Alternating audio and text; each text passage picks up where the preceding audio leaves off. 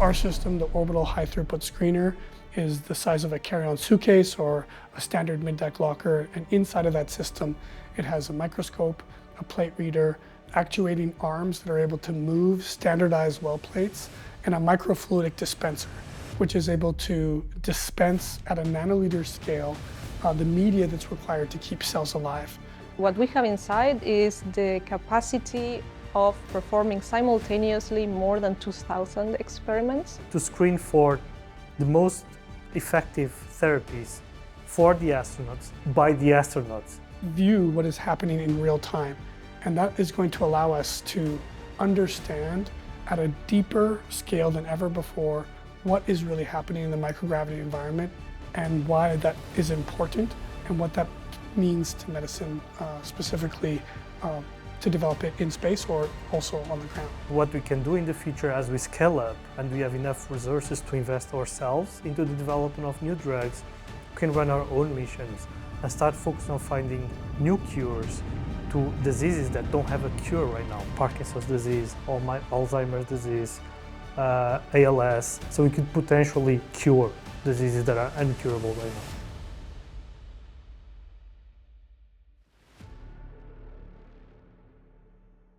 We created Exobiosphere because we felt that there was a strong demand from scientists to have higher throughput systems available in microgravity.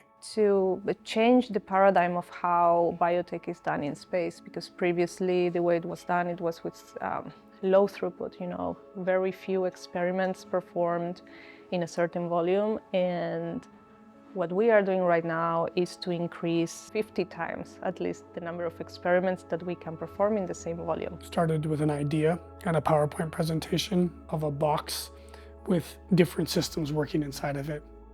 It was really just a concept that I'd seen and thought, can't we do this? Is there anything that is against physics that's preventing us from developing this machine? Bruno was the first person that I talked to, and he had developed a high-throughput screening machine before in Luxembourg. A large automation system made for drug discovery and performing services to pharma and academia. Kyle came to visit the platform and see how lab automation works and start introducing me to this crazy idea about doing this work in space. To miniaturize the system, and from a biological view, it would be very interesting to do that in space. At the end of this meeting, he mentioned he was looking for someone to take care of the science part, and if I knew anyone interested to jump into that project. So the same evening, I sent him an email and said, let's talk. So he was the first to join, but of course, neither of us knew how to build a machine. So then we talked to Olivia and asked her if she'd be willing to join us on this crazy mission and this crazy idea. One day he just came and asked me if it would be too crazy to design a high-throughput screening system for space, and told me if I thought that I could do it, and I said, yeah, sure, why not? And the three of us then really sat down and to understand what would the requirements be, how could we be sure that the platform is serving the customer as it needs to be served, and then how are we going to find the money to build it. So it was the summer of 2024 where we all came together to finalize what that would look like, and then we created the company soon after. There's two parts to this story. The first part is improving and extending life in space. And for that, specifically, it means that we can go into space further and we can stay longer. When you start now realistically thinking about going to Mars, which is slowly and steadily becoming a reality, we have been invited actually to send our system to Mars at some point. There are very important health issues when it comes to the astronauts. A mission like this will be minimal to going and returning 2 years. This will be 2 years of astronauts being exposed to space environment. And even from the ISS, a couple of weeks, even months in space, we see dramatic health issues. There is bone density loss 10 times faster than osteoporosis on Earth. We have immune system being compromised. We have muscle degeneration, even though they still exercise in space. And these are not light effects, these are dramatic effects that when you now try to extend it to the 2 years period, can potentially become life-threatening. Artemis 2 is a 10-day mission slingshotting around the moon with 4 astronauts on board, testing all of the crew systems before Artemis 3 is set to land on the moon. We know that we will be stepping foot on the moon relatively soon. We know that one of the biggest IPOs in history is coming with a man whose sole mission is to get humanity to Mars with the Starship. That's happening. Now, if we want humans to be able to actually be there and not just robots, well, we have to figure out their health. We have to figure out what's happening in their body, and we have to be able to find cures if there are any sorts of diseases that come up. It's all about how you represent the disease that you see in the patient in a petri dish, so you can use that system to test drugs, and the results that you get on that system are then applied back to the patient. And one of the most difficult things is to represent all the different features of diseases that are very complex, multifactorial, and how do you represent them there? So when you find a drug and the drug is acting on a specific feature of the disease, this feature will then be present in the patient that allows the drug to be effective against it. And space has the potential to add or resume these additional features, something you cannot do in the ground. For example, when it comes to aging or neurodegeneration, one of the biggest issues is that once you take patient material, usually it's brain material, so you cannot take brain from the patient. So what you do is you take skin cells, you reprogram these skin cells to become stem cells, using what is famous, actually gave origin to a Nobel Prize called the Yamanaka factors, and then reprogram these cells to become stem cells. But in that process, you are cleaning all the aging and maturity markers of the cells as well. So now you rejuvenated all these cells, but now you are creating neurons out of these cells that you expect to represent the patient's brain. But all the aging and maturity factors are gone at this moment. When you test the drugs using these neurons that you produce in the lab, they are showing markers that will not be present in the patient's brain. So even if a drug is working in your lab, the chances that it will work in the patient are very, very small. And this is one of the main reasons that 90% of clinical trials fail at this moment. Specifically for aging and maturation, there is concrete evidence showing that these cells are aging much faster in space and maturing faster. These markers will take multiple years to get on Earth, and there they could see it after a month in space. One study that shows that humans age faster in space is the NASA twin study. 2 identical twins, one who was on the International Space Station for 6 months and one who stayed down on Earth, Mark and Scott Kelly. And the test was basically daily blood tests that they were doing on the astronaut and daily blood tests of the astronaut on the ground, and they were able to compare and contrast what was going on of the astronaut's body versus his twin on Earth. Many of the important functions of the body were basically accelerated, the age was accelerated, and very uniquely, when the astronaut came back down to Earth, it reversed, so it went back. But the takeaway was that although it went back, he had aged. There's all these unique things which are happening in the space environment, which we don't fully understand. We're still in the early days of this exploration. There's only been 600 people that have ever been to space. The additional issue that comes with that is that we don't know the stability of medication that exists right now in the environment. There's the risk that it degrades with the space environment. There's the risk that the doses used on Earth are not applicable in space anymore. There's the issue that they are not potent enough, and now you need to start thinking about these things and solve the problems before we send the first mission. But what's important is that we can now, more than ever, measure what's taking place. And that is very much what the OATS system is.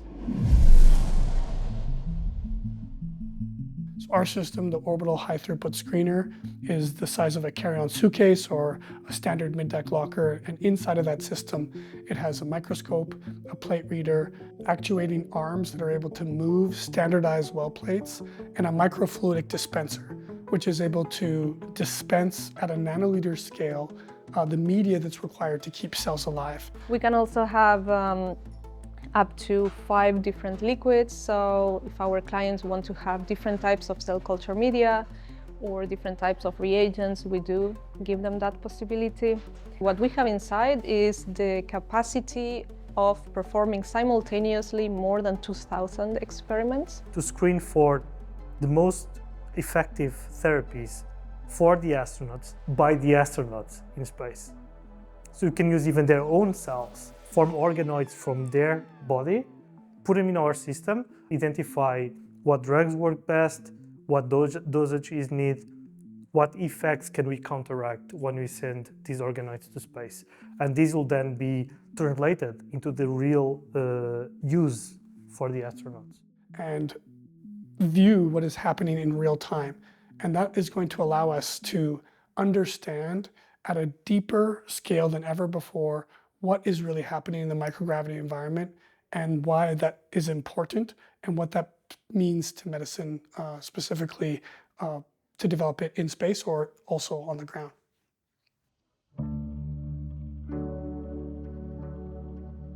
It's a pretty common question that almost everyone asks, but why space? Why spend so much on space when there's so many problems on Earth?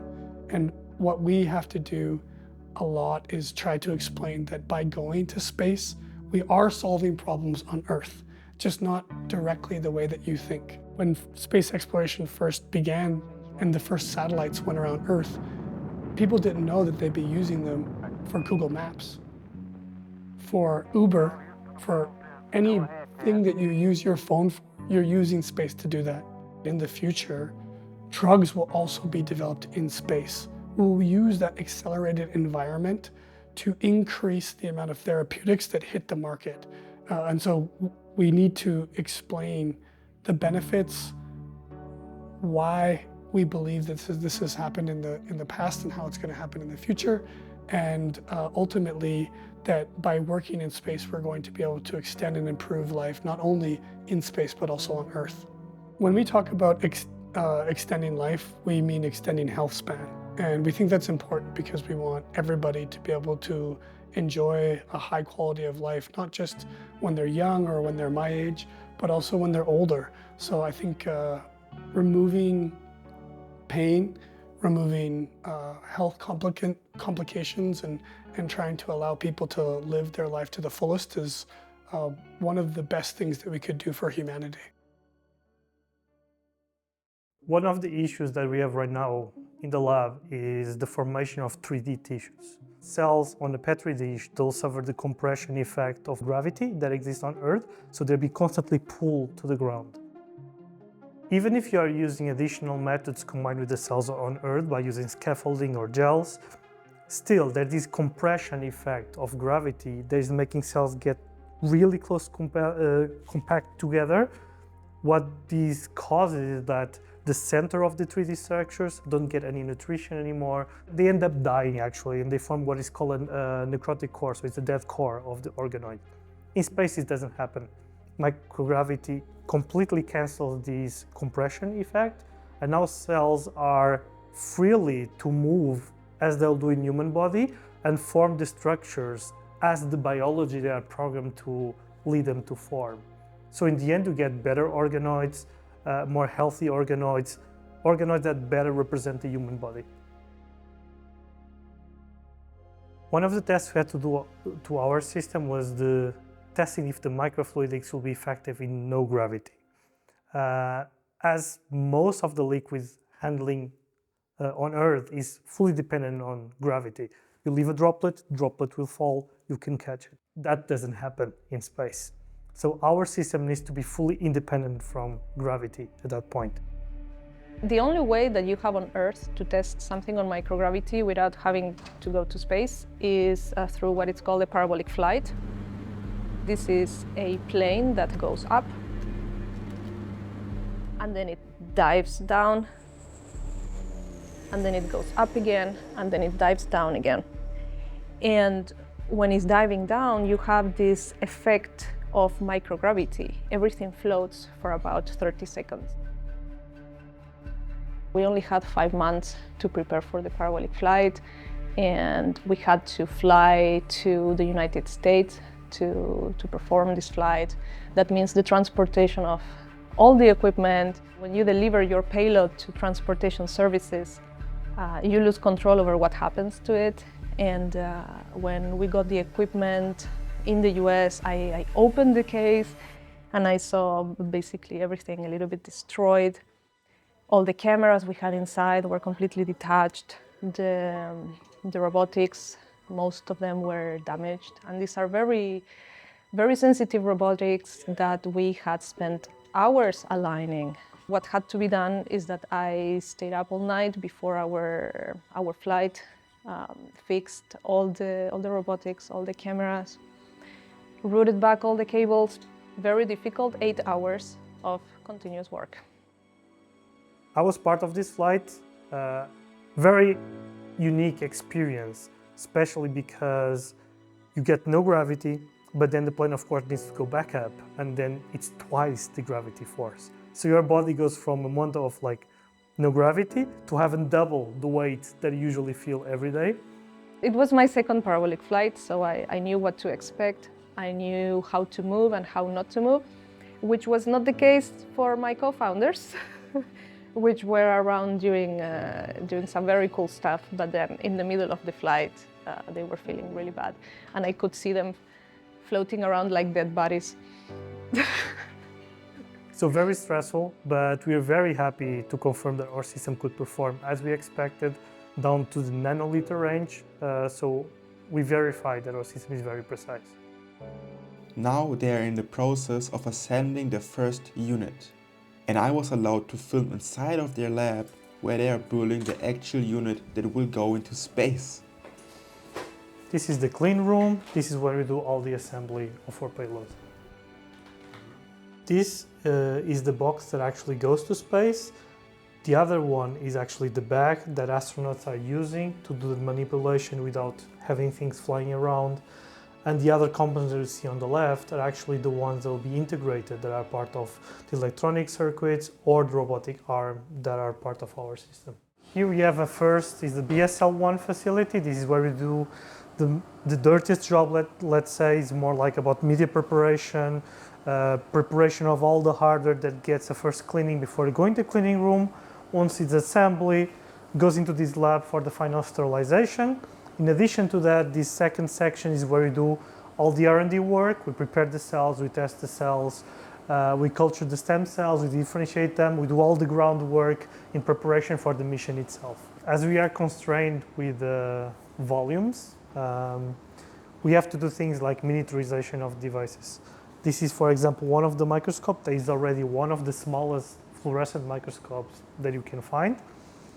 It's already space grade, so this system was already used in space, so we know it will work, but still it's too large for us. So what we do is strip it apart.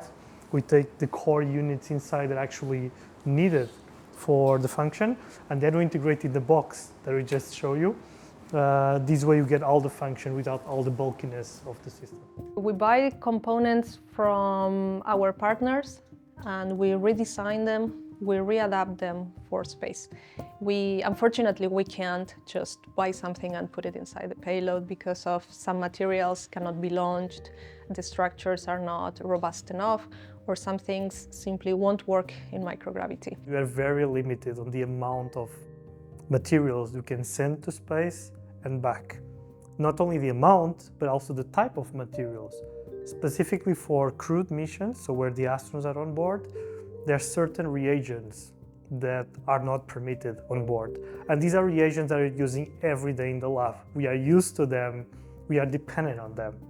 So to perform these experiments in space, we had to find alternatives, develop our own methods, our own new reagents that could replace that function and ensure they are still compatible with space operations. You don't think about these issues when you are on Earth because you don't have those constraints.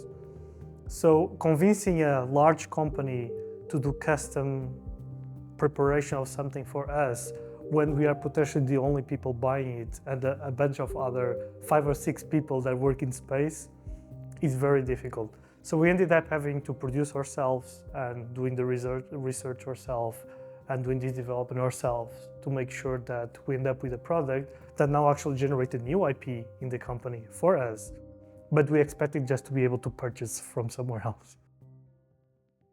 The thing that keeps me up at night right now is ensuring that we're not stuck in the day-to-day operations, that we have a future strategy that I'm planning the next 6 months to 1 year. The problems that we will face is first getting our payload into space. That is absolutely paramount and are going to be our main focus. And having numerous options, because sometimes a launcher fails, sometimes a company fails, so we need to be sure that we can quickly pivot. And I think for me that is the most important problem that we need to solve, and will be the sole focus of the company over the next coming months. We struggle like any other company to find top talent, but so far we've been lucky, and we hope to continue to grow and hire those key people from different parts of the industries we're working with and bring them here. We have almost 20 people in the company now from probably 25 different countries. Many of us have dual nationalities. And I would say about half of them come from Luxembourg and half came from abroad. Luxembourg has already built a strong space ecosystem. So there is a lot of space companies here which we're able to take employees from, or people interested in space.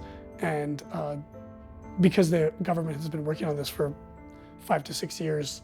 When we talk about the future of technology and innovation, about the people building it, we think of Silicon Valley and China, but we rarely think of Europe or even Luxembourg. Maybe that's why so many people in Europe feel like the future is happening somewhere else. Maybe that's why there's this general sense of pessimism in the air. But Kyle, Olivia, Bruno and the Exo team didn't get that memo. And they're not alone. This is one of many documentaries about the people across Europe who are quietly, stubbornly building the future anyway. Not waiting for permission, just building. We need that. Europe needs that. You too can join a crazy ambitious team or build one yourself and make something beautiful. And if you ever feel alone in that ambition, like you're the only one crazy enough to believe that Europe can build the future, you're not. Every documentary in this series is proof of that. Go follow and go find your people and make something beautiful. You can put our payloads anywhere and it works. Even on Earth, you put it upside down and it works. But we go to low Earth orbit, about 400 kilometers. We go there basically because there is a platform there where we can put our payloads. The first mission that we have planned is with VAST. VAST is a space exploration company based out of the United States, and they're building Haven 1. Haven 1 is the first commercial space station to ever be developed. It's going to be launched in March of 2027. And when that system is launched, we are going to have our payload already integrated inside of the Haven 1 station. So it'll be launched up, it's in space, and then 3 to 4 months later, astronauts will visit. When they visit, they're going to bring the cells that we want to study. So that's the first concept of operations with commercial space stations. But then we have another opportunity with free flyers. So free flyers are basically small capsules which can be launched up on Falcon 9, Ariane 6, even smaller launch vehicles. Inside the capsule is our payload, so it fits well into it. And the reason why this is important and interesting is because these systems are launched up on rockets. They are ejected from the rocket in space. They then orbit the Earth, and at whatever time the customer chooses, we can then re-enter into Earth's atmosphere and land, sometimes in water or sometimes on land in Australia, Arizona, or Utah, for example. So this concept allows us to launch much more often, conduct all of the tests without human intervention, and increase the cadence rapidly. They want to test their cancer tumors, they want to test organoids, they want to look at even blood samples, some want to look at lung tissue. The impact of our work is huge. We are the first ones that have integrated capability of automated system with the science that goes with it. What we can do in the future as we scale up and we have enough resources to invest ourselves into the development of new drugs, we can run our own missions and start focusing on finding new cures to diseases that don't have a cure right now. Parkinson's disease, Alzheimer's disease, ALS. After you are diagnosed with the disease, you may have a decade, maybe a decade and a half of lifespan. By going to space and discovering new treatments, new drugs that are effective, we could potentially increase the lifespan to a normal person that never suffer from the disease itself. So we could potentially cure diseases that are incurable right now.